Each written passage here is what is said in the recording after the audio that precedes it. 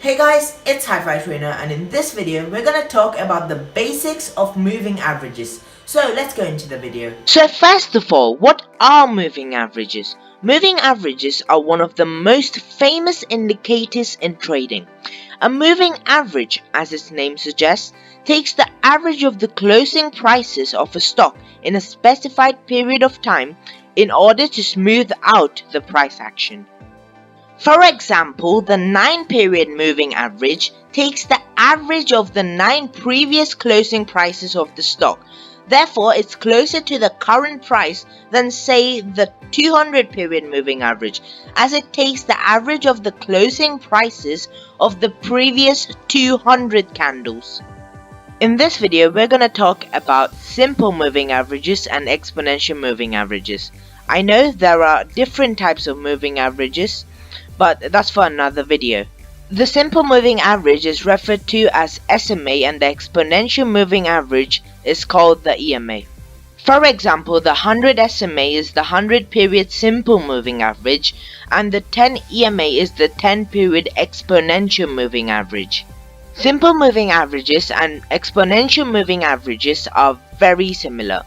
The main difference between them is that the simple moving average gives equal weight to all the candles, whereas the exponential moving average gives more weight to recent candles. Therefore, an exponential moving average reacts more to the price movement than a simple moving average. For shorter time frames, such as 10 or 20, I prefer using the exponential moving average, and for longer time frames, such as 100 or 200, I use the simple moving average. If you take a look here, this is Microsoft's daily chart, and there are two moving averages on the chart.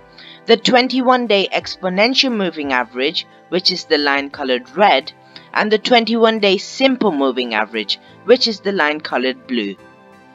Even though I've chosen the same 21 days, we can clearly see the difference between them. The red line, or the 21 EMA, is closer and more volatile to the price movement than the blue line, or the 21 SMA.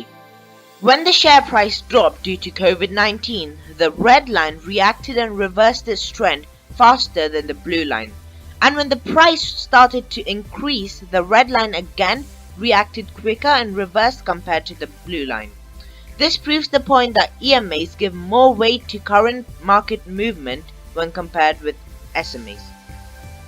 Moving averages act as areas of support and resistance. The 200-day moving average on daily charts is one of the most powerful moving averages out there. This is Reliance's 5-minute chart, and the green line is the 200 simple moving average. There's been a breakout of the 200 SMA, and imagine that you have taken a long position at this point. Look at how the price increased.